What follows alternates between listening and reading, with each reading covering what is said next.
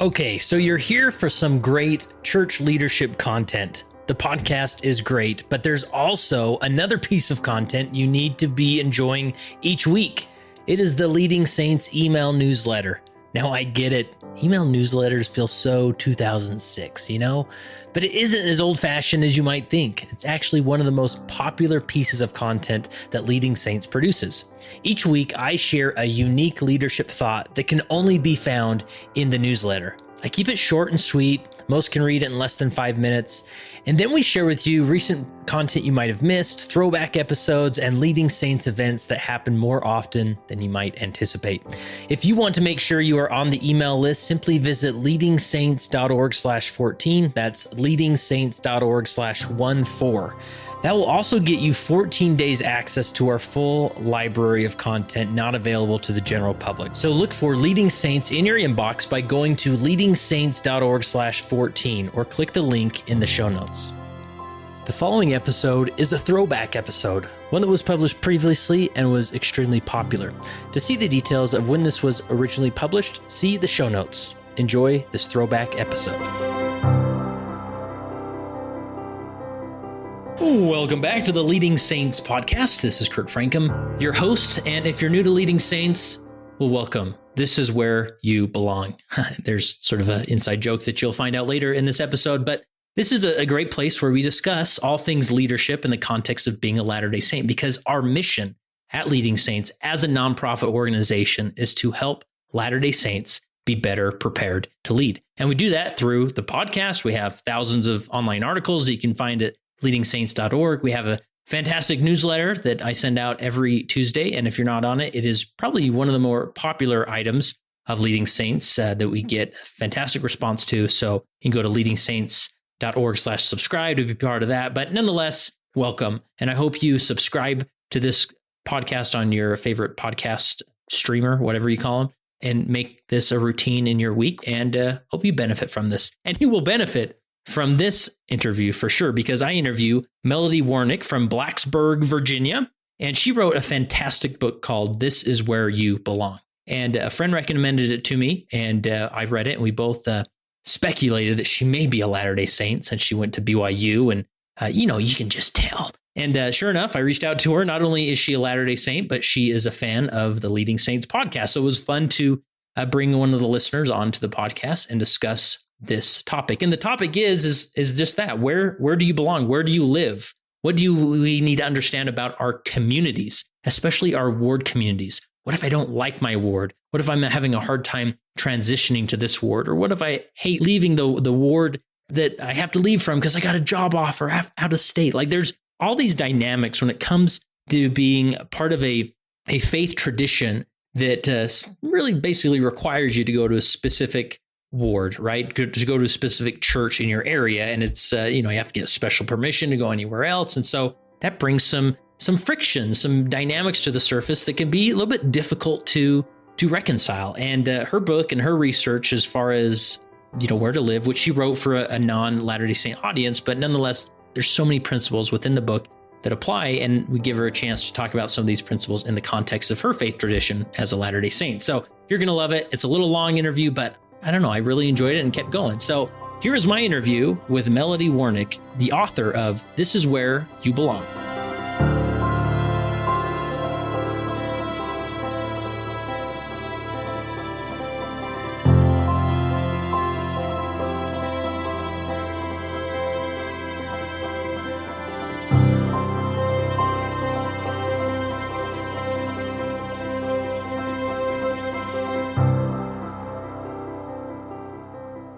Today, I have the opportunity through the power of the internet to sit down with Melody Warnick. How are you, Melody? I'm great. Thanks for having me here, Kurt. Yeah, this is fun. I'm really, I look forward to most interviews I do. I try and only interview people I want to interview, but this discussion specifically has a lot of application in my life. So I'm looking forward to discussing further. But kind of a unique way of how we got set up in this interview is I went to lunch with a friend. And he lives up in Burley, Idaho, and he's been contemplating moving, and they've been praying about it, not sure. And he's like, "Oh, I read this book. You got to read it." And so, and it's your book, which is This Is Where You Belong, and And I read it, and he's like, and I think she may be a Latter-day Saint because she says something about Provo or BYU in there. And so I read the book and I loved it. And I reached out to you on Instagram and I said, hey, can I interview you? And you said, I listened to your podcast, right? Yeah, it's funny because the book was published by Penguin. So it went out to a non-LDS audience. And I didn't talk overtly about the church in the book. I kind of hinted around at it. And if you look at my bio, you'll see that I went to BYU, but I've had some people contact me and be like, so my book club read this and we thought maybe you were a member of the church. And yeah, so nice. Yes, I am. Cool. Well, and that was great that not only are you a member, but I guess your husband's a stake president there in your area? He is a stake president. Yep. Nice. How's that going? It has been a really interesting experience. It's only been about a year and a half. So it feels like we're still kind of trying to wrap our heads around it. But it's been a blessing too. Yeah. Lots of opportunities to learn and grow and definitely put down roots even more where we live. You feel like the more you serve, the more connected you are to this area and to the people here. Yeah, well, that's cool. And it's a long road ahead, but nonetheless, I think there's more blessings than burdens in that process. Yeah. At least I hope. I hope so too. Right? I think there will be. So you and your husband, you find time here and there to listen to episodes of Leading Saints. Is there any specific episode that stood out above others? Yeah. I'm putting you on the spot, I realize. No, so we live in a stake that is probably going to be hard for you listeners to understand, but it is incredibly geographically spread out. We have 11 units in 2 states. And so to go from one end of the stake to the other, probably be about a 3-hour drive. So when my husband's going out to the outer reaches of the stake, it can be long rides in the car. Sometimes I go with them, to unit conferences and we'll listen to the podcast. But we listened to one, and I'm going to blank on the name of who it was, but it was stake president of a YSA stake in Utah. Ah, yes. And Rob Farrell, the legend. Yeah. It made a huge impact on us to hear what he had to say about what those people in that age group really need, which is love and a handle on repentance. Yeah. Just kind of his message of being welcoming to all kinds of people. We have a YSA unit in our stake, and just personally, I've worked a lot with the youth, and we're always just trying to figure out how to be better at that. So I loved his kind of very thoughtful, but also practical advice about working with young adults and young people. Yeah, no, it's been definitely the most downloaded episode, and getting a lot of positive feedback. And we do have some follow-up content coming. So good. In a few weeks, there'll be more Rob Farrell in the Leading Saints world. So let's pivot back to your book, the book called This Is Where You Belong. And is there a subtitle? I didn't note it here. Yeah, the subtitle actually changed. It used to be The Art and Science of Loving the Place You Live. And then in the paperback, it became Finding Home Wherever You Are. But yes. Oh, cool. Now, what led to you waking up and thinking, I'm going to write a book and it's going to be about where people live? So a couple things, to be honest. I had spent my career as a freelance writer. My first magazine article was St. George Magazine in Southern Utah, and then kind of started writing for national magazines. I wrote for Better Homes and Gardens and Woman's Day and and stuff like that. So I'd kind of been casting around for a book that I could write, but I wanted it to be something helpful to me, meaningful to me. And we were also, my husband and I, in this position of moving. He did grad school in Iowa. We lived there for 6 years and really loved it. And then we moved to Austin, Texas, and had a little bit of a harder time settling in there. And then all of a sudden my husband starts, he finds a job ad for what appears to be his dream job at Virginia Tech University in Blacksburg, Virginia, this place we'd never been. And all of a sudden we're moving again. I felt like when you're in the middle of moving, or if you've recently done it, it really consumes your whole life. It's so overwhelming. It changes everything about your situation. In some ways good and in some ways bad. And there weren't really any guides to that process. So I started thinking, I had a lot of friends in that same boat who were moving around. And I thought, we need help with this. We need to figure out how to do this. So part of it was just my own. I started writing about my experience of moving to Blacksburg, Virginia, which is a college town of about 40,000 people in the Blue Ridge Mountains of Southwest Virginia. So we are way closer to North Carolina and Tennessee and West Virginia than we are to Northern Virginia or the beach. And trying to convince myself to love it here. So the book is filled with some of my own experience, but also a lot of science and other people's experiences as well. And I just wanted it to be something to help me through and hopefully to help other people through the process of connecting with a community. Yeah. So I would imagine writing a book like this, obviously you go to a lot of, you research or you look at the research and see what's been done out there or study out there as far as where people live and you go from there. But you also decided to do some experiments. And was it from the beginning, did you know you were going to do some experiments in your own town there?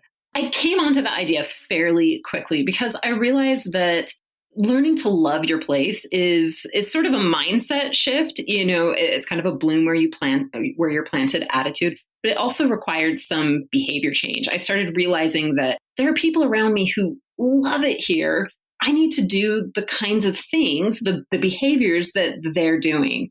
So looking at the research and looking at, in some cases, just anecdotal evidence from what other people are doing, I hit on these 10 ideas. And I turned them into what I call kind of cheesy love where you live experiments. And these were just sort of behavior changes, micro action steps that I could take in my community. So for instance, there's a lot of research that say when people live in walkable communities, they tend to enjoy it more. Real estate prices are higher in walkable communities. People feel more connected to their town. And so I started walking more and riding my bike more. There's a lot of evidence that eating local food is something that people do when they're also really civically engaged. And so I started shopping at the farmers market. I patronized local businesses. I started volunteering more in my community. And some of it, was just fun. I kind of developed theories as I went along. And one of my theories was every town is good at something. You just have to figure out what your town is good at and do it. And so here in Blacksburg, home of Virginia Tech, hockey football is huge. Tailgating is kind of like this huge weekend things. And members of the church were not great tailgaters because we don't drink. And I personally am not hugely into football, but we went to a couple games just because it's like, this is what people do in our community and learn to love it. So that was kind of the idea there is even when you're in a community where you don't feel instantly at home, and it may be a place that you've lived a while, you can intentionally, consciously try to create positive feelings for yourself. Yeah. So, and I enjoyed listening or reading and hearing about your different experiments that you tried, and some thought, man, maybe I could try that more. And it even made me, you talk about as far as shopping local, and I found myself realize, I do typically go to that larger chain down the street, but I could drive literally a half a mile more and go to this other grocery store that I know the owners are the ones like stocking the shelves and doing those things. And just to hear that dollar will stay in the community longer and all these things, I'm like, man, I could probably do that. And a lot of it, like you said, and I'm sort of going on a tangent here, is I think you said something like you just have to spend $50 a month at a locally owned place, and that really makes difference enough. Yeah, that was my theory. Interestingly, the major study that talks about this idea, it's called the local multiplier effect, which is the idea that if you spend money at locally owned, independent shops and restaurants, that 3 times that money will circulate locally as opposed to, leaving town and going off to Target in Minneapolis headquarters or whatever. The study that revealed that idea of the local multiplier effect took place in Salt Lake. So all the examples that they give in the study are like, the King's English Bookshop and stuff like that. Yeah. But yeah, it's one of those things that can have an outsized impact on where we live. But a lot of us don't think about it because it's kind of harder. It's easier to just go to Costco or go to Target or, huge chain grocery stores. But it can be like a fairly minor shift in behavior can have a big impact where you live. Yeah. Yeah. And that's what I appreciate. It wasn't like, I've have friends who completely have sworn off Walmart, right? They won't even darken the door. I'm not going there. They just completely disagree with Walmart. But I just love the balance of like, it's not like you have to quit Walmart or Target, but you can maybe take a moment and just swing by the local store when you have some time and spend some money there, right? Right. Yeah. And I will be the first to admit that I still shop at Target. I still shop at Walmart. Yeah. I'm not perfect at this, but I try and be a little more conscious of how my behaviors are creating the kind of place I want to live in. If I want to live in a place that has a variety of local shops or restaurants, I have to patronize those businesses. It's not enough to like go into the local cute toy shop that, is adorable, but is a little more expensive than the clearance aisle at Target and, spend time looking around and then go home and order all those things on the internet. We have to actually support the businesses in our town. And honestly, to me, it's a way of, in some cases, being Christlike. One of the stories I tell in the book is about a man named Leonard Fitch who ran a grocery store in a really small town in Kentucky and had seen his business drop off a cliff when Walmart came to town and the dollar store. And a man named Jay Leeson who lived in the town and was a seminary student, not an LDS seminary student, but, Christian seminary student. He was disturbed by how loath we are to spend the money to keep a man like this in town. We're so interested in getting the bargain that we put that over neighborliness. And so he started talking about practicing what he called neighborly economics, to remember that there's more to our communities than just money. There's more to shopping than saving a few bucks, that all of these things that we do are creating community. They're allowing other people to have livelihoods, and those things matter as well. Yeah. And I appreciated just generally looking at your research and your writing that you did as I was going through it, I found it helpful just understanding how I could find my place in my own community and give back and be a good local citizen. But also I sort of felt like I could replace every place that said community or town, I could put in ward or stake in there. And some of the principles still applied because, and this, I told you before we record, this is sort of going to turn into a personal counseling session for me because over the last 3 years, our family's moved. We're renting right now for various reasons. One of them being I'm, technically self-employed and mortgage companies don't like to deal with guys like me. And so we're working to convince them to give us a home loan so we can buy a home. So nonetheless, we've moved around. But we came from a stake where we lived for 10 years. I served as a bishop for 5 of those years. I was in the stake presidency. I was in that socially and even locally, we were established. We had roots. We knew people. We felt at home there. And then to move, even though we moved, in the Salt Lake Valley, we're technically still in the same city or town. But when we move in this church, even when we move down the street, if you're in Utah, suddenly you're in a different ward or stake. And that it feels like you've moved a different town. Your social connections have completely changed. Even though I can go, like my daughter could still go, like we could drive her down the street to those friends. We just don't see ourselves doing that. We look for people in the ward that our daughter can hang out with, right? And so what thoughts came to mind, or where do we begin the discussion of applying some of these principles to living in a ward or stake and how that dynamic, because really, if you wrote this book for Deseret Book, you could slide in a few more chapters as far as what this means for a ward or stake, right? Yeah, you're absolutely right. Our wards and stakes are our communities, and they're place-based, unlike any other church I can think of, except maybe the Catholic Church, which does kind of geography-based parishes. We are a church that very firmly tells you where to go to church based on your address. And it's a big deal. We don't, if you're in a stake presidency or whatever, that you really want people to attend where they're meant to attend. It's kind of an issue in the church. Why does it matter so much? I think it's, there are some logistic things that go along with it. We need to know who we have stewardship over and where we can hold callings and things like that. But I also think that the idea of giving people a church home based on their geography is a way for us to become a little more Christ-like. We're not choosing who to hang out with.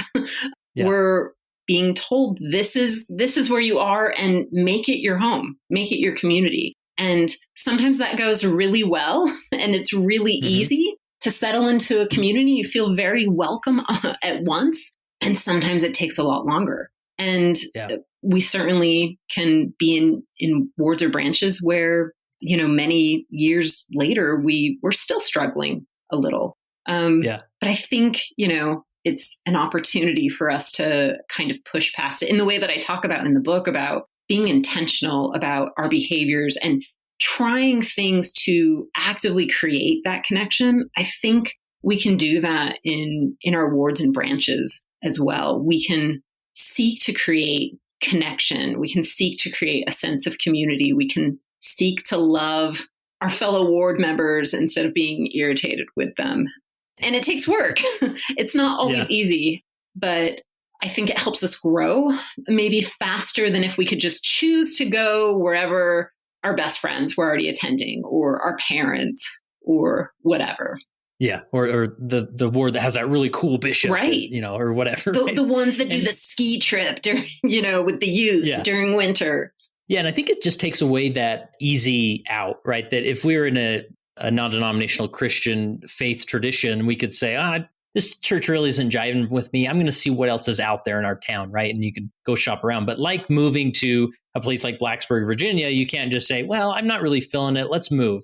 Because there's so many dynamics. You can't just move, right? You have to sell your home or, find a new place to live. It's nothing you can just do like you can change the church. So I like that perspective of, there is some benefit in being in a place that you can't necessarily easily just get out. Now, obviously, there's some things you could do to get permission, but that permission is rarely given. But there's definitely a good side of being a little bit trapped, right? Right. And I mean, think of the good side of not having to church shop when you move to a new place. There is definitely comfort in moving to a community, especially, imagine moving to a new state. You don't know anyone, and you move into this house, and people you don't even know will show up to help you move your stuff in.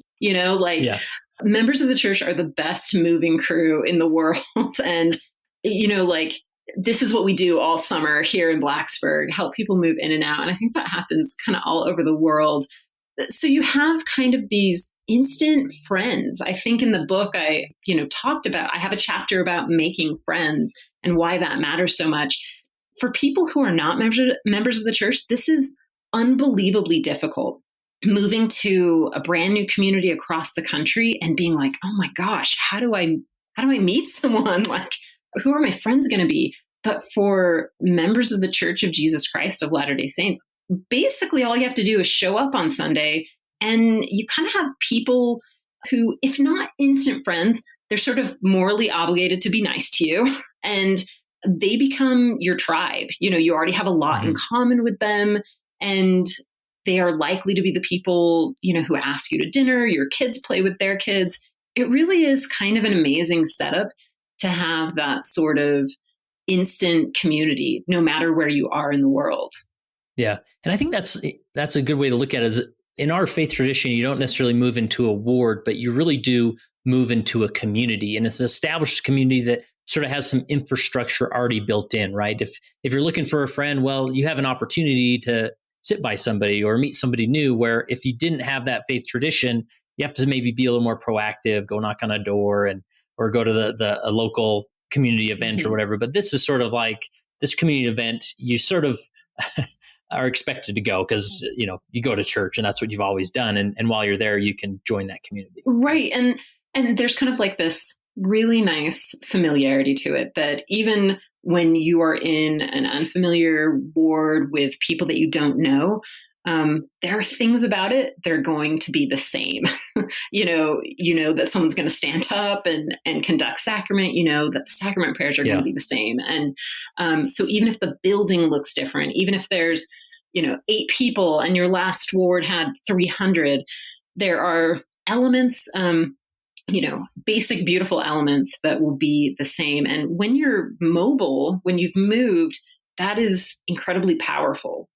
We Yeah. kind of, we hold on to those things, and it's really a blessing to be able to just show up and be like, this is church. I know this. I get this. And, like sometimes those friends happen right away. And sometimes it can take a while, especially in a larger unit, to kind of figure out, who do I want to hang out with? But in general, you have people who welcome you and they want you to be there. And that feels really good. Yeah. And so I think the one first big principle that I'm taking from this is first, just recognize the beauty of some these wards that are sort of little established communities that you sort of walk into a new area with some infrastructure, some models that can welcome you more openly rather than being it all upon your shoulders, or to be proactive and go find it.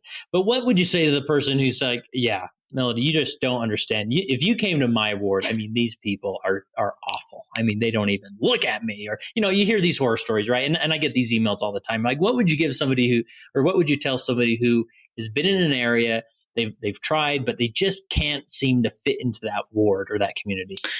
It happens, and it's really hard. And I think it's happening more often as our nation gets more and more polarized, that we feel it harder. We want people to be really like us, and when they're not, we struggle with them. We are quick to kind of feel marginalized, and that's a genuine problem. I think probably in every unit in our church, there are probably at least some people who feel like they don't belong, like they don't fit in.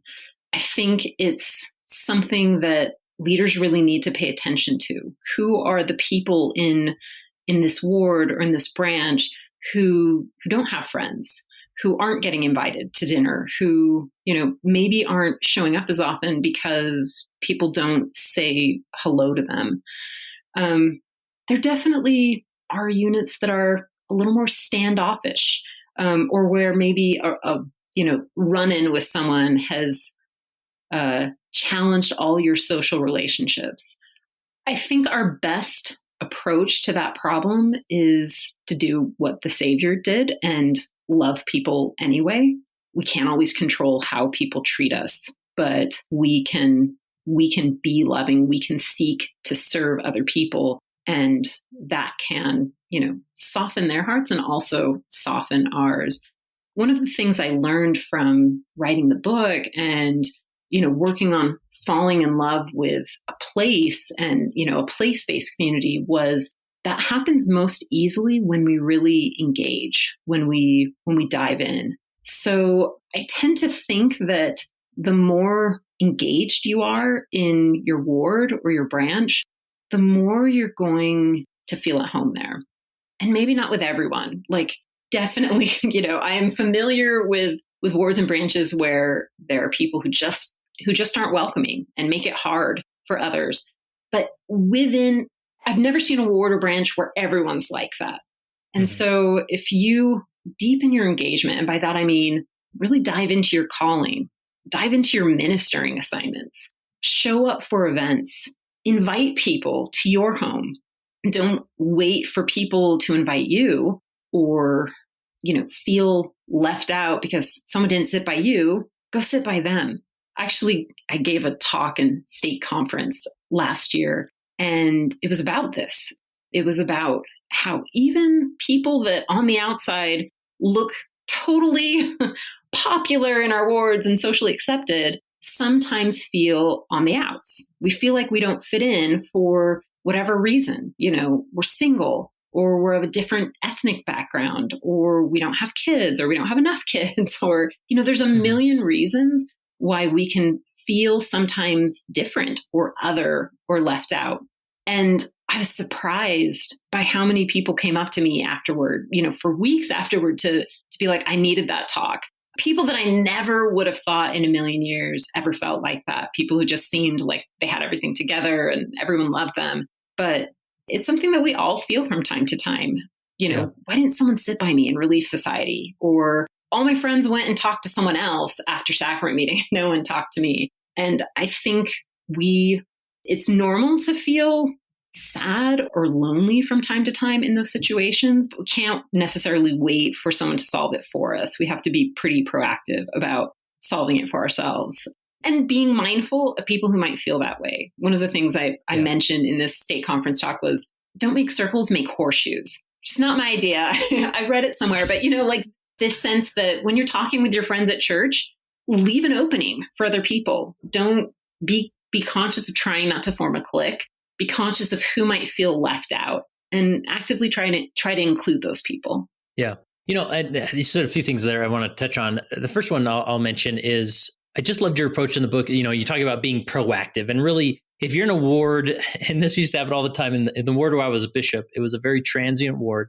And it'd be so funny. Some people would set up appointments or just casually talk to me in the hall and say, Bishop, I just feel like this ward isn't very welcoming. Like, I'm new and nobody's really reached out. And I said, let me tell you something. Everybody here is new. So if they haven't reached out to you, that's because they're waiting for you to reach out to them. So just reach out to somebody, right? And so there has to be this, sort of get in this mind frame of being proactive. And I've found that ever since I read your book, like I've been trying these mini experiments in my ward, because we've been in this current ward for, I don't know, I want to say 4 months, right? And so I recently got a calling. I'm at the priest quorum advisor, so that helps. But even like walking the sacrament meeting, one of the small things I've tried is like, I'm going to sit somewhere different every week. And it doesn't have to be dramatic. So one week we sat in the back, and that didn't really work for various reasons with a 4 and a 7-year-old. And then we tried a different place, right? And because everybody sort of has their place. That's like the old joke with church. Everybody has their right, place. Like you have to be careful to not sit in someone's exactly. place. I could make enemies very quickly.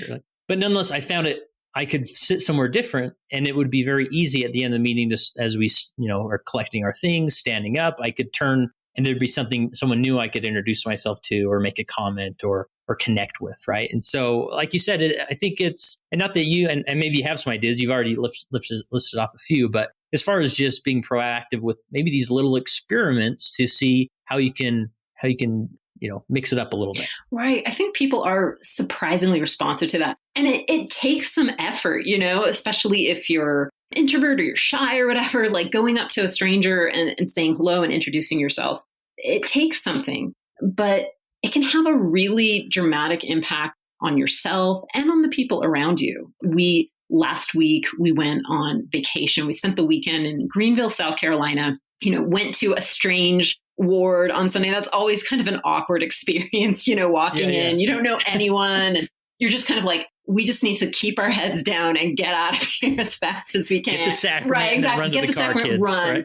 Right? No. So, we stayed till the end of sacrament, and a woman came up to us and just kind of started chatting with us. Hey, are you guys visiting? And it was, it was like 3 minutes or something, but the feeling of being seen, like someone noticed us and someone saw that they didn't know us and they just said hi.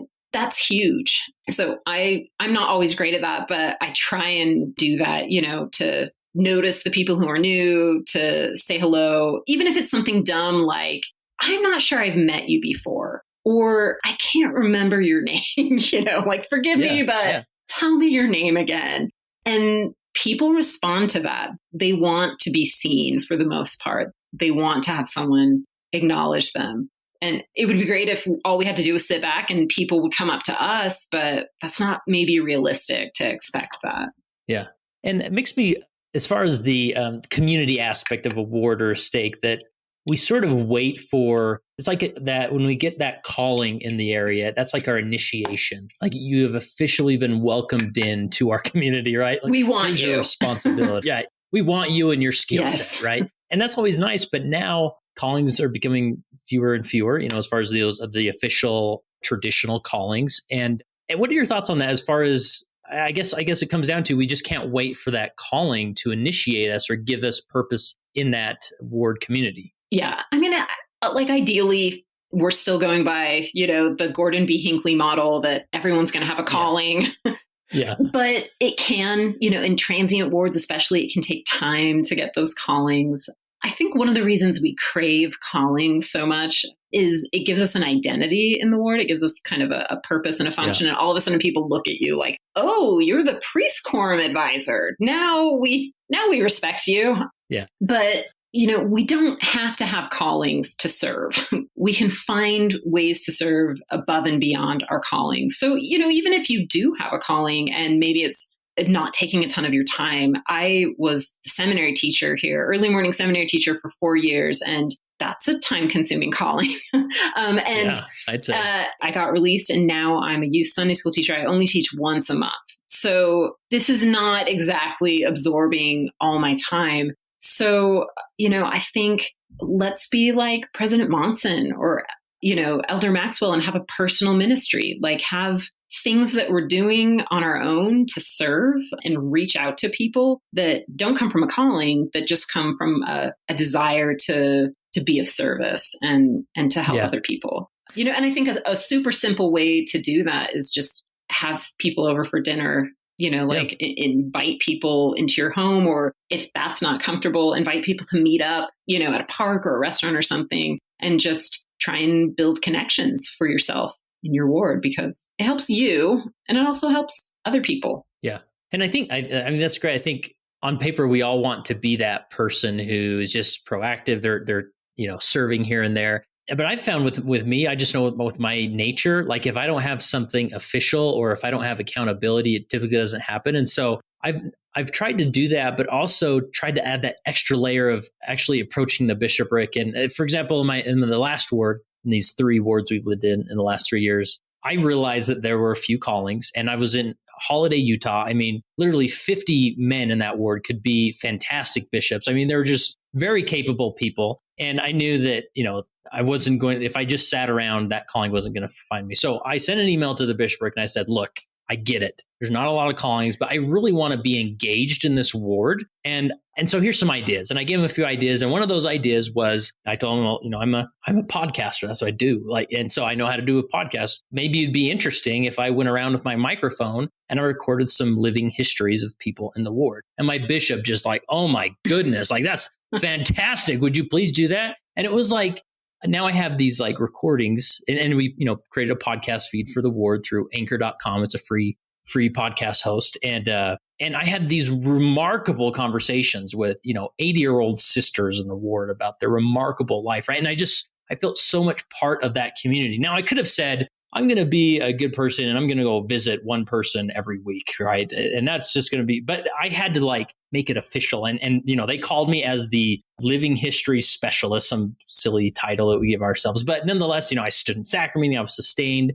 So I would even say like, take that extra effort of approaching the bishopric and saying, here's some ideas, make up a calling, like give me something. Right. Because again, it really is this unofficial initiation into that community, and it gives you some accountability. Anyways, I love that so much.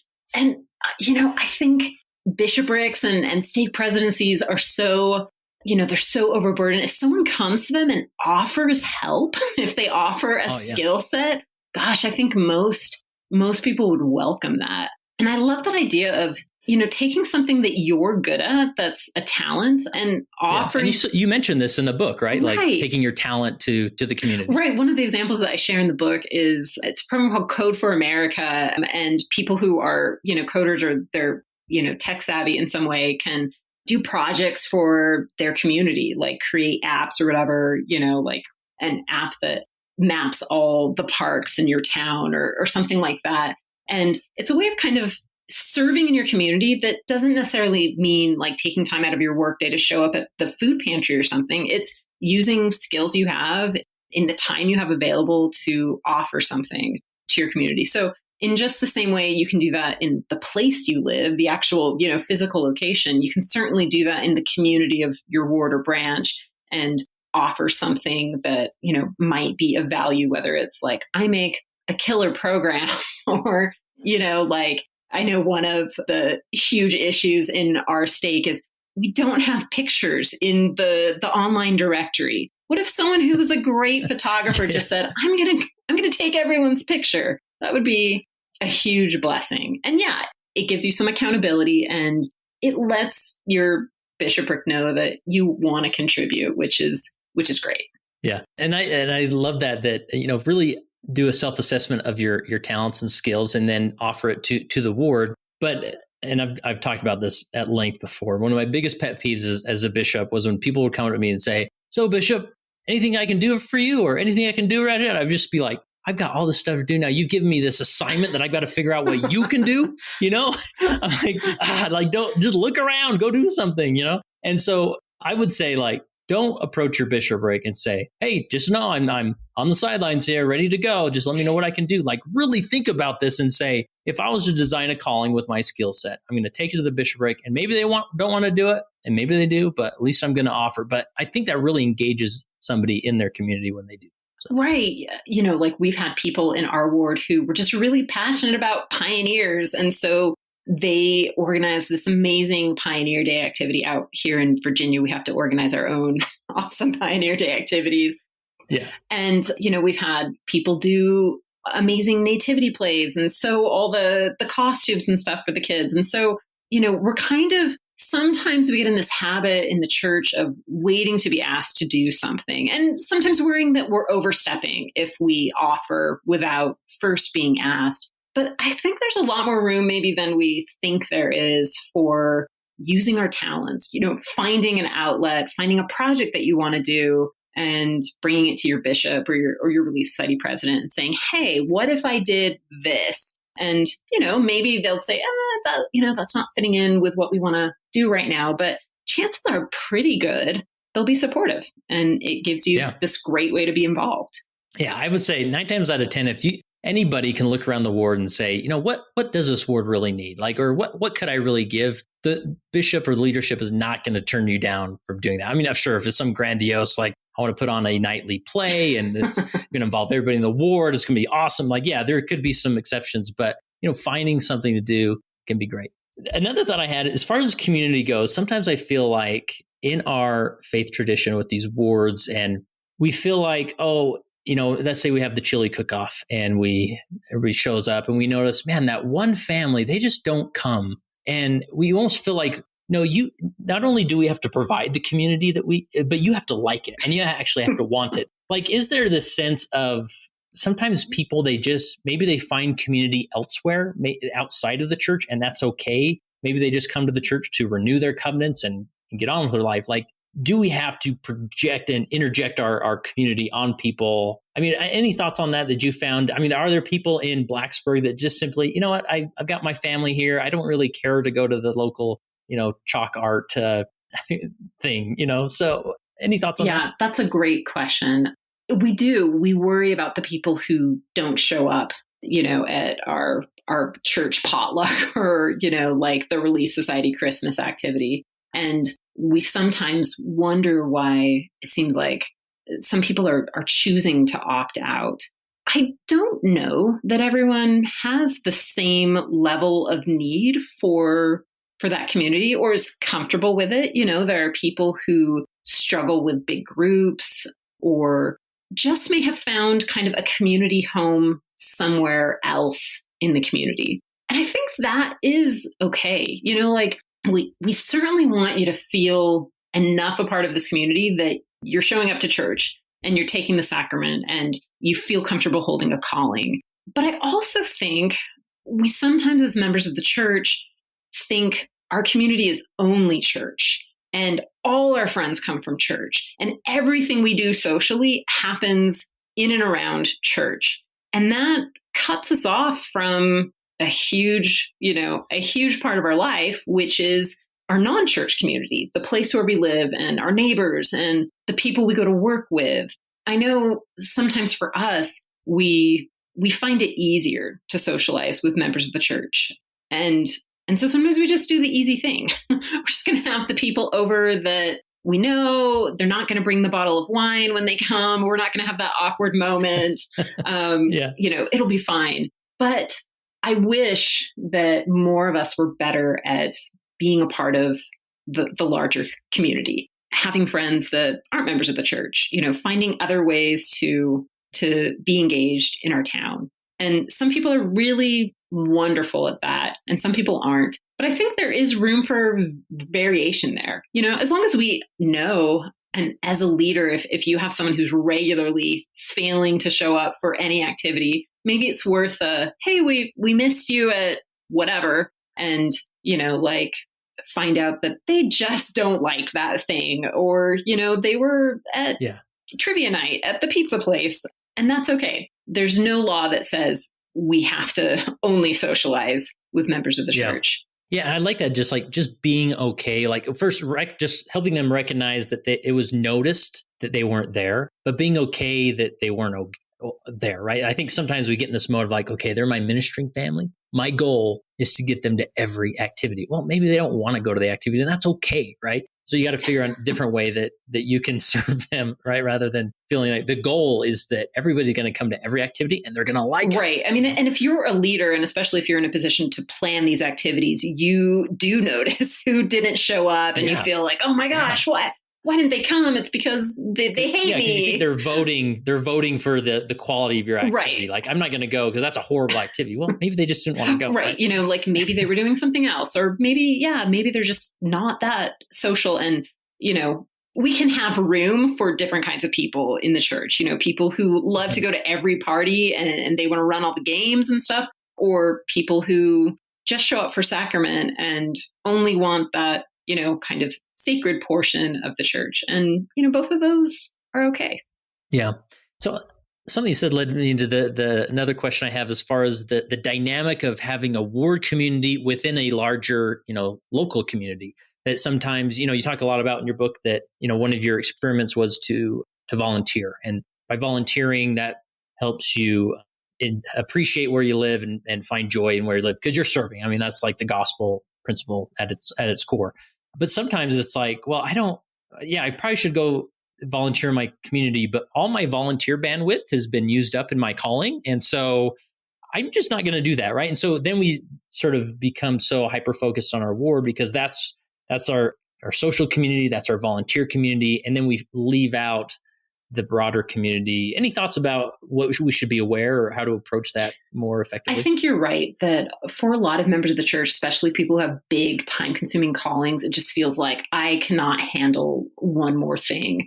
And, you know, that is kind of the challenge, that we're putting so much time into church that we may not feel like we have a lot left over for outside church. And, you know, I think there are times and seasons. You know, I think that there are points in life where, you know, you're the bishop, you're the stake president, you get a pass. You don't have to be that involved in the community. But I think there are also ways to blend those things where sometimes we're a little too insular with, you know, not only spending all our time with each other, but only serving ourselves, you know, only serving the members of the ward who need help. And that's brilliant and beautiful to serve members of the ward who need help. But it's also really wonderful when we can look outside the boundaries of our ward and simply find ways to serve in the community. I know when I worked with the young women for a long time, they would talk about some of their most valuable and testimony building experiences were community service opportunities. And sometimes serving in, you know, doing yard work for a lady who wasn't a member of the ward that they didn't know, or caroling the retirement home, were even more powerful than things like, you know, cleaning the church, because it felt a little different. And it gave them that taste of, you know, what it feels like when we're trying to do something Christ-like. In our stake, my husband says that, you know, one of the things he's proudest of as stake president is we've committed to do an annual stake day of service. It happens in the fall. So we've only done it twice. He's only been in for a year and a half, but we choose one of the communities in our stake boundaries. And this is a stake that, like I said, is fairly spread out. It's fairly rural. My town is the biggest town within our stake boundaries, and we have about 40,000 people. So we choose one of these kind of outlying communities and organize 3 or 4 community service projects, you know, like painting the shelter at the farmer's market or going and working on someone's roof. And this is service for people who are not members of the church. And we invite the whole stake. So, you know, we get a couple hundred people there, and the impact is really astounding. The impact on the community, but also the impact on the members who feel more connected to these places that are in our stake boundaries and more connected to the residents who live within them. And those kinds of things, that's how we're missionaries too, right? Like that's how we actually get people to see us as, not just weirdos, but, people who love where we live. We love our fellow community members and we want to help them. Yeah, I love that, there's so many ideas that come to mind that when we take some of these ward focuses and we can turn them outwards, right? And say, this isn't just a service day for our ward, but this is a service day for our community. And we can sort of be that community group that's spearheading it, right? And take it to the local, town council or city council and say, this is what we're going to do. Do you want a part of this? And we'll sponsor part of it or whatever it is, right? Maybe just turning some of these activities that already have momentum and turning them towards the community, inviting them to participate. Right. Can you imagine like the power of that? Like if the church is the one that is saying, we're in charge of this, we're making something cool happen in our community. And I think with the new children and youth program, there's a lot more flexibility to do things like that. You don't have to show up and do merit badges. You can like do whatever you want. And hopefully some of that, whatever you want portion of, the new youth activities will include a little more community service, a little more like reaching out and getting involved in the place we live. Yeah. One of the ideas you shared, or this concept you shared in the book, as far as being the mayor of your street, maybe explain that, because I think that's such especially in our church where we're losing more and more callings. Like this could be, in an area outside of Utah where maybe not every person on your street isn't in the ward or a member of the church. You could say, your calling is you're actually mayor of your street, and it's your job to be proactive on your street, make friends, and then when these activities come around, you're more comfortable with reaching out to them, right? So what's this mayor of the street concept? Wouldn't that be amazing if that were an actual calling? You are the mayor of your street. So the idea is that when we're active in our neighborhoods, we build social cohesion, which is kind of this idea that neighbors learn how to work together and to solve problems. And often that is spearheaded by one person on the street who, for whatever reason, is just kind of, they know everyone. They're out there, people know who they are. And when there's a problem, like Nancy or whatever, it is the one to talk to. So a lot of us, there are lots of members of the church who are amazing neighbors. I haven't always been one of those people, but I'm trying harder. That's one of the things that I learned from writing This Is Where You Belong, is that knowing and trusting and liking your neighbors is really, really important. It has really positive health benefits, really positive well-being benefits. So just a couple weeks ago, my husband and I invited some of our neighbors over for dinner, 3 different families that live on our street, and none of them are members of the church. We don't have any members of the church really who live near us. And it was just fantastic. We had beef stew and salad. It was simple, but it was this really great opportunity to get to know people. And I think, something easy like that, even just knowing your neighbors by name, which not all of us do, can make you feel really connected. The interesting thing is in Utah or, in areas where there's a high population of members of the church, neighborhoods and wards really overlap, that you can live in a neighborhood where almost everyone in your neighborhood is also a member of your ward. So it's kind of like this weird relationship. Like, are you my neighbor? Or there's some pros and cons. Right. But Yeah. definitely. That can make you really close with your neighbors and, spend a lot of time with them.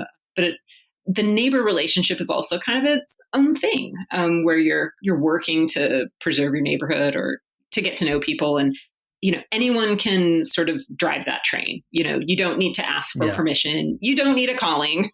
You can just decide, I'm going to be the mayor of this street and sort of get things done around here. Yeah. And I think just by embracing that self-calling, you suddenly become, you become the person that notifies everybody of what's going on. You feel more empowered to take that loaf of bread over to the person across the street or whatever it is, right? And again, I just think if a bishopric or a ward council step back and say, what are some callings we could create that are beneficial to the ward just as much as they're beneficial to the community? And because I think people generally, I sort of want that experience of feeling like I'm giving to the ward, that I have a calling and they appreciate it. And so by looking for ways, even in community endeavors, you can do that. I think that it's just a win-win all around. Right. Yeah. I love that. Yeah. So another thing I want to pivot back towards is you talk about don't make circles, make horseshoes, right? Yeah. Is that so? And I like that, the way of thinking of that way, because one thing I hear, and this is, you hear about ward cliques, and everybody's, generally think, no, we don't want ward cliques, and they happen. But I'm of the opinion, and now correct me if I'm wrong here. I'd love to hear your opinion, but to me, if there are cliques forming in a ward, that's can also be a very good sign that you're stimulating some community there. And sometimes I worry when leaders are too quick to shut down the clique or address the clique or, talk to people or try and shut that down. Like they're sort of stifling the community aspect that could form in a ward. Because if there are 4 or 5 families that get together, they really like each other, and they're doing things outside of the ward, like that's great. Now I get there can be cliques to a point where they're kind of pushing people away, and we don't want that. And so that's why I like the horseshoe mentality there. But in my mind, I think cliques forming an award isn't necessarily a bad thing, and almost should be to the point where we should almost encourage that to some extent. What do you think on that? It's such an interesting point and actually comforting, because I worry about this a lot. We have some friends in our ward that we're really tight with, and we'll go over to each other's houses and do like game nights or whatever. And I always kind of have in the back of my mind, what about so-and-so? Like they didn't get invited. Yeah. What if they find out their feelings are going to be hurt? And the reality is, like, not every social event that happens between members of the ward can involve everyone. Our houses just aren't that big, and we shouldn't necessarily expect that everyone needs to be invited every time, and we're waiting for the ward to do an activity for the entire ward. We do want to encourage people to make really good friends in the ward, and that kind of happens naturally over time. You find your people, even within the ward, where hopefully everyone is to some extent your friend, but you're going to find the people that you connect with more, you share more in common, for whatever reason. And I think that's okay. I think it's good when you have people that you love hanging out with and you spend time with. So I guess the consideration or maybe, the gut check is, are we only hanging out with these people and never anyone else? What about when new people move into our ward? Do we say to ourselves, I already have my friends, so I don't need to get to know them? Or do we also reach out to them? Are we aware of people in our ward who might not feel accepted, who might not have friends? Like, if every single person on the ward roster has their own little group of, 5 or 6 families that they're hanging out with, then great, we're all covered. But, the reality is that's not happening. And there's probably at least a few people who feel like, how come I never get invited? So we need to notice when that's happening. Yeah. And, if we're having a, game night every single weekend and people are feeling excluded, is there a way to like mix up the crowd or expand it or, do something to include different groups so it doesn't give the impression that we refuse to be friends with you? We want to make sure that, even though I really like this family, I want to be friends with you, and I want to go out to lunch with you, and I want to go hiking with you. Maybe it's finding different ways to connect with different groups of people. Yeah, I like that, appreciate the friends you have, but maybe just be a little bit proactive of reaching out to another family, inviting them here and there, or being mindful of those that you don't see, maybe that they have that group of friends in the ward that they're benefiting from. So invite them into your clique, right? To see if that jives with them, right? Let's see. Let's talk about as far as detaching from a ward. And this is where you mentioned this, I think, in the last chapter, one of the last chapters, as far as like you had a friend who just loved the Blacksburg community, but they got a job offer elsewhere and they had to leave. And man, you work so hard for these friendships, and especially in a ward, right? Like, I know, I've enjoyed serving in the youth program, and I love my counselors, and now we got to move. And this has been really hard for me that I didn't. I joke that I didn't know I didn't have any friends until I moved out of my stake, because because being in leadership, I had these things built in. Like every Tuesday as a bishop, I knew that I'd get with my boys. They're my counselors, and we go to the church and we'd have spiritual talk. We'd talk about the ward. We'd figure out interesting problems. And I just thought, well, that's just part of the calling. But I didn't realize how much that was feeding my soul from friendship, right? And then I got put in a stake presidency and the same thing. I'm like, wow, I love these guys. And then it came time for me to move, and it was still like, well, of course we're going to talk. Like, of course you're going to still call me and whatever. And they do to some extent, but it's just not the same. And so I sort of a year after, I'm just like, I don't have any friends,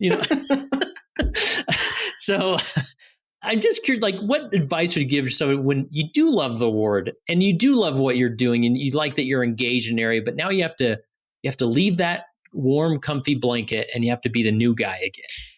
Oh man, that's just brutal.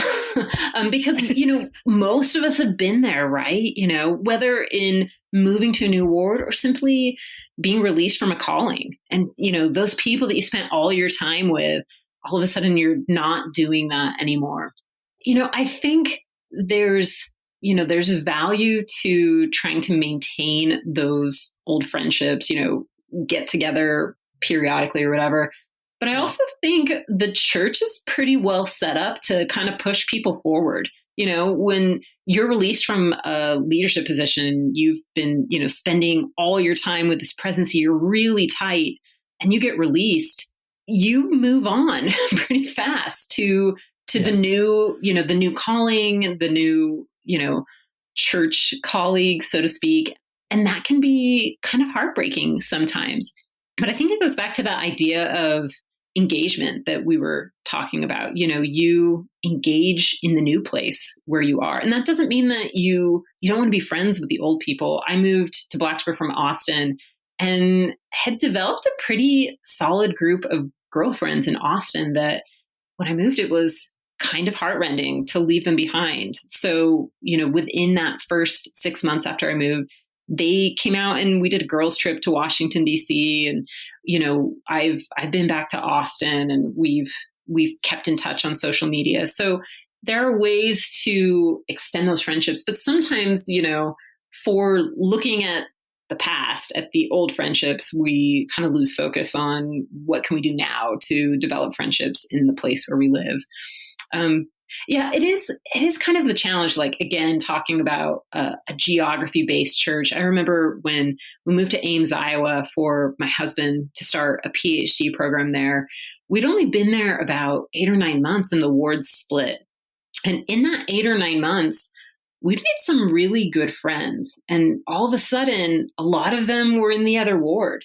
And we told ourselves, oh, we're going to see them, we're definitely going to hang out. We're going to bridge this gap.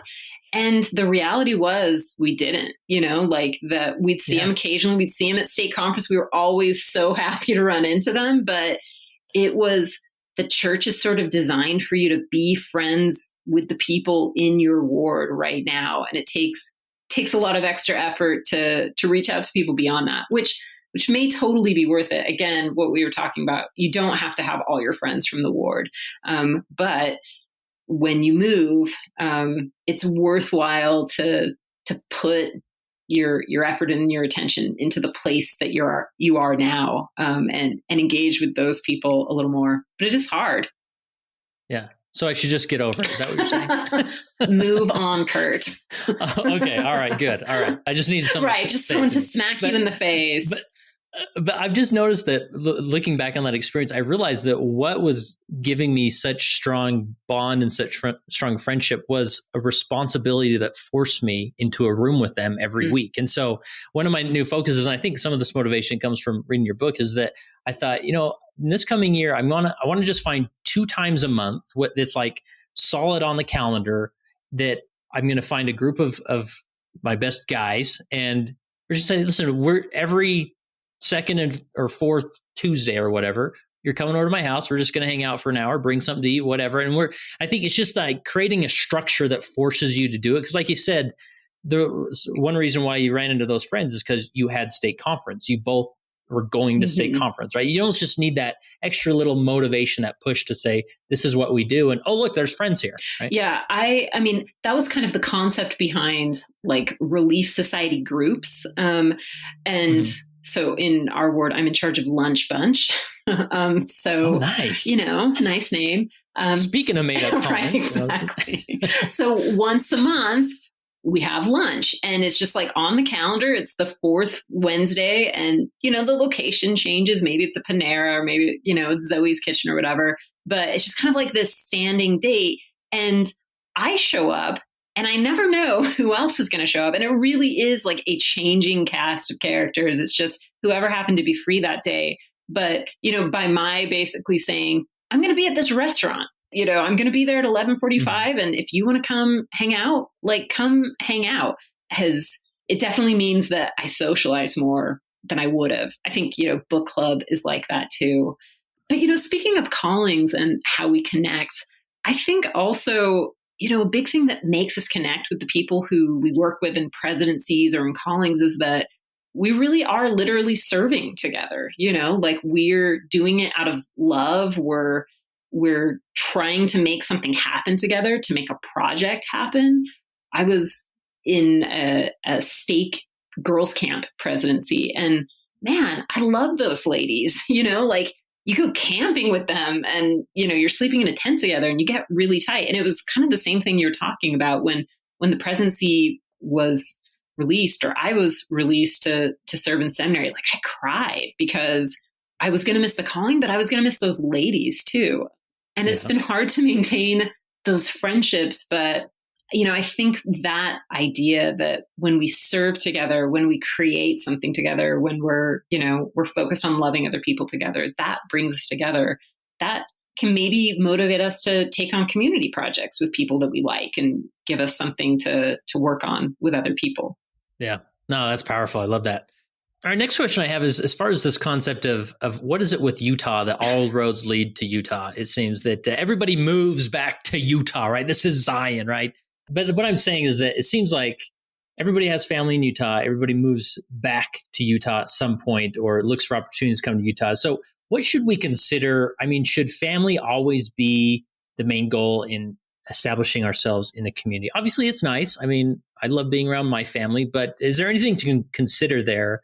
Or is it overrated to live near family? And my mom is listening to this and probably joking. But anyways, any thoughts there? I personally think that everyone should move to Southwest Virginia, the Pembroke stake.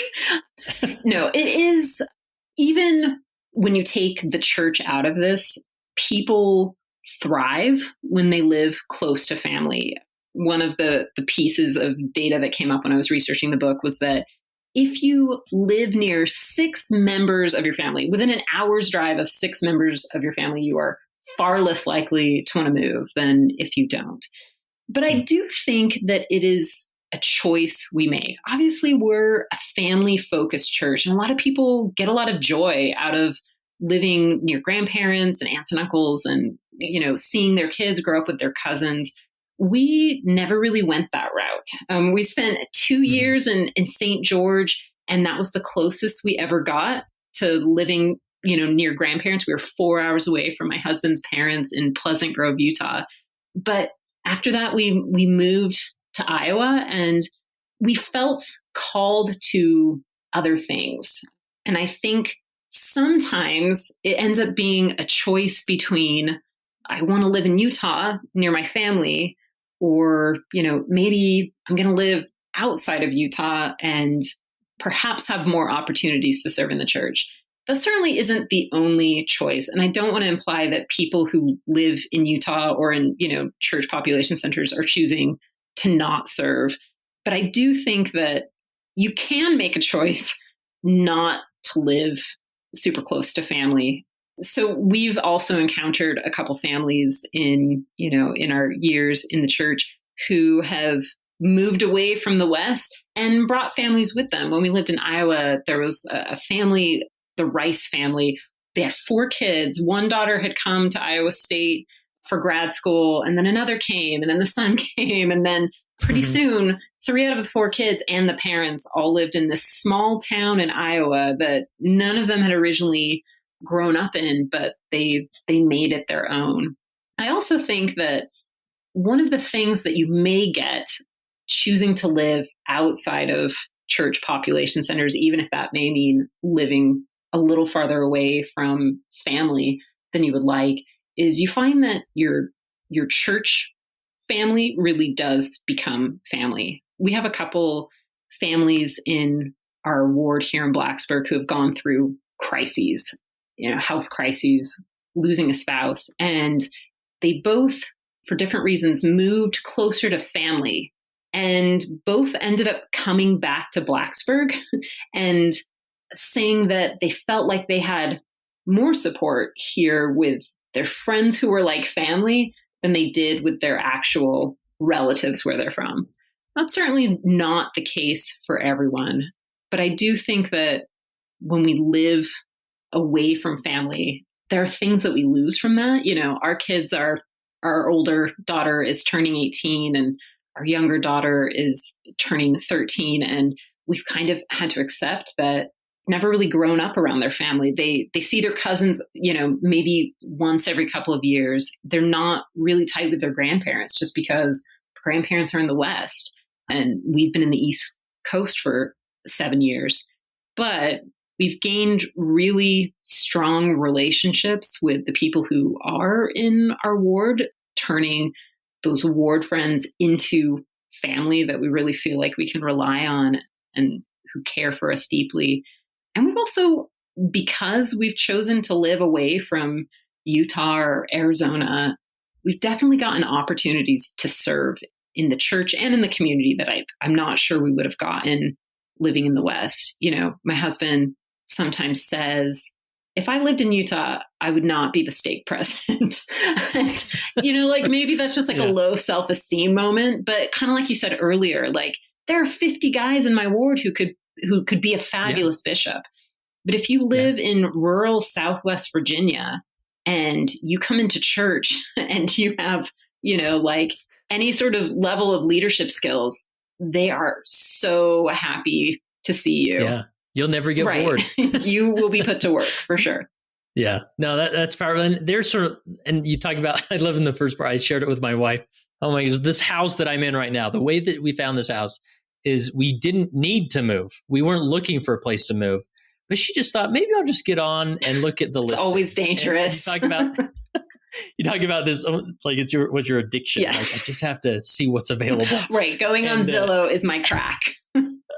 Right. And so you can get in this mode where you just sort of fantasize about living somewhere else. Like even now, it's the dead of winter here in Utah. And I get on Instagram, and I see friends down in Arizona, and I'm like, what that would be like, right? And so sometimes I do fantasize about, what if I just lived in rural Oklahoma? Like, yeah, I could really make a contribution in that local ward in the church and the community. And I have no place to go there, or no reason to go there, but maybe, why don't we just give it a go? But again, what I appreciate about the book you did is that you really, and correct me if this is not the message you're getting across, but really just wherever you are, there can be a reason for you there. There can be a purpose. There can be happiness, and it doesn't have to have all these bells and whistles or fulfill your expectations. You really just have to, it's like a marriage, right? Like, sure, you had all these dreams and hopes going into the marriage, and then reality hits and you think, that's not how it's going to be, huh? Okay. But you recalibrate and you do find joy, and even deeper joy, by living in that area. Absolutely. Right? That was the message.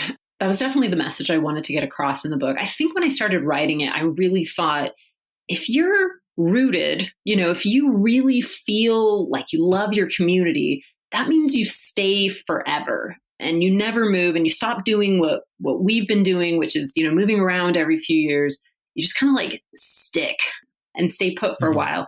And the reality is that doesn't always work. We are drawn to new places, not only for the practical things like jobs, or sometimes we do want to get closer to family, but sometimes I think we're just called to new places. I certainly believe, and have heard a lot of stories along the lines of people feeling spiritually prompted to move to a new place. And I think both of those things are great. Either you've been in your community for a long time and you are deeply rooted and planted there and connected, or you find a new place and learn how to fall in love with it and learn how to feel connected to it.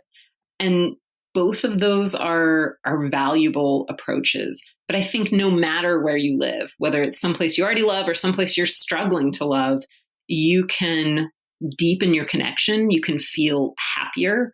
You can feel a greater sense of purpose and contribution in your place. And, related in your ward or branch. Yeah, love that. Before we wrap up, is there any principal point thing that I didn't ask about that as it relates to the church or your research or anything that you want to make sure we cover before we wrap up? So one of the questions that you asked, which I thought was really important to think about, is about 2-hour church. Oh, yeah. Yeah, I sent you that question in the email. Yeah. Right? And I thought that was such a great question, because I think that maybe has been one of the unintended consequences of 2-hour church, is that we've lost a little bit of that ability to connect. And I think I definitely am happy with 2-hour church. I'm not advocating a return to 3-hour church. But when Elder Cook announced it, he mentioned specifically, places where people would gather for, meals after church or linger longers or things like that. And he okayed it and said, you don't even need permission from your ward or branch to do this. Like, it is totally fine. And I think that is sort of the message for us in our wards, that we don't have to ask permission. Callings are great, but we don't have to ask permission to reach out to other people or to try and find the right friends for us or form more of a sense of community. We can do it on our own in a way that works well for us. It doesn't have to be inviting people over for dinner. It doesn't have to be game night. It can be having a walking buddy or, a friend that you call, once a week or something like that. So I think we can create community in our wards and in our actual places or towns or cities where we're living, just by being a little more intentional and choosing behaviors that will help us feel more connected. And I've seen in my own life that has a big impact, that it can make us just feel happier and more content where we are. So we aren't doing that thing where we hop on Zillow and, imagine how good our life would be in the new place, which I imagine is especially tempting for leaders in the church who think, well, if I just moved, I would not be the bishop anymore. Right. This would all be over. Very tempting to start hunting for a new job out of state when you get a major leadership calling in the church. But, sometimes when we just put down roots and just decide this is my community that I'm going to serve, it can be a huge blessing. Yeah. And when you make that commitment, I think that's when the Lord really opens up some doors and opportunities. When you say, I'm staying no matter what, or I'm not waiting for my location to make me happy. I think that's when, some miracles can happen. Yeah. So anything else we're missing, Melody, that you wanted to hit on? There was one story.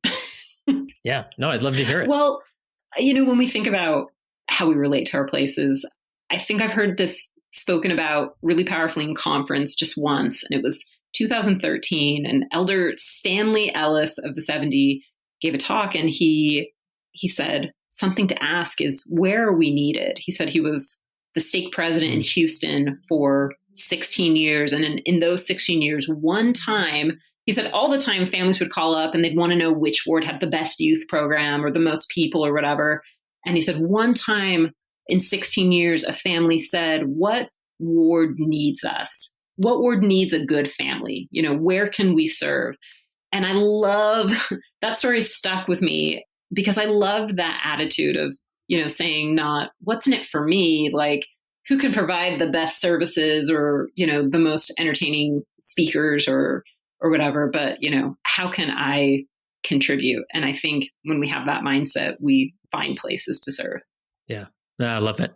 So tell us if someone's interested in your work and obviously getting the book, there's good old Amazon. Is that where you'd send them, or where can people connect with you and learn more about your book and your writing? You can come to my website, which is my name, melodywarnick.com. And there are links to buy the book. And I also have a newsletter that I send out about every month that talks about place and friends and how to feel more connected to where we are.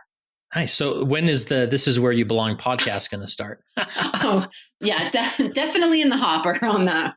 No, it's coming. Right. It's a long yeah, just wait. Nice. Well, good. Well, this discussion went longer than usual, but I think I enjoyed it. And I think it's just an important one, kind of one of those things that it's an issue in so many lives of members of the church, but we never really talk about it or the good and bad of it all. And so I think this was so beneficial. I know I benefited from it. Last question I have for you, Melody, is as you have lived in Blacksburg, Virginia, that's right, Blacksburg, right? Blacksburg, Virginia, and written this book, how has that journey, how has your location made you a better disciple of Jesus Christ? I think the journey of doing the behavior changes, the experiments that's led me more into loving other people, basically. I think it kind of comes down to the true basics of the gospel and living the second great commandment. When we connect with other people, either in our ward or in our community, it's not just to make us feel better or to make us, have something to do on Saturday night. It's about making other people's lives better and serving people. And so all the time that I'm talking about place and feeling better about where you live, it almost always, in the research and in my own experience, comes back to building relationships with people. And I think relationships with people are that's the key element, or one of the key elements of living a Christ-like life, is loving all kinds of people and finding ways to serve them. So writing the book, living in a town far, far away from any church population center has given me eyes to see, chances to serve. It's given me opportunities to contribute to my church and my place community, and hopefully made me a slightly better person as I did it.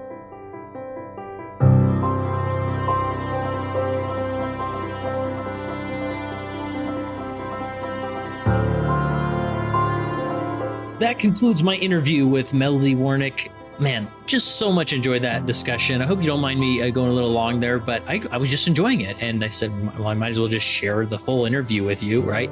But really, these have given me a lot of her book and her research and everything's just given me moments to pause and just consider my own journey. I just, again, appreciate these concepts, and I would encourage you to really check out her book, especially those who are in a ward that are just struggling with the ward, whether it's the leadership, whether it's the teacher, whatever it is. It may not even be the people. Go check out the book, This Is Where You Belong, and it's a good read and really gives you some applicable exercises and experiments that you can do. But that's really what it came down to for me is, if I'm not feeling it in an area, I'm just going to start experimenting and mix it up a little bit and see who I can connect with, see how I can volunteer, see how I can lend my skills. I mean, and those are just a few of the ideas that she talks about in this book, but definitely worth a read. Maybe a good book group for your ward council to read and discuss how you can make your ward stimulate more cohesion and stimulate a ward where people want to be. And I think we have a bias as leaders. When we are the bishop, we're in the bishopric, we think, this is a pretty good place. Well, that's because you're involved, you're engaged in the area. There may be people who are less engaged, who don't see it the same way. And so by bringing some of these principles to the surface, you can really help them find a better place, a place where they belong. And that concludes this throwback episode of the Leading Saints podcast. And remember, to get on the email newsletter list, simply go to leadingsaints.org/14.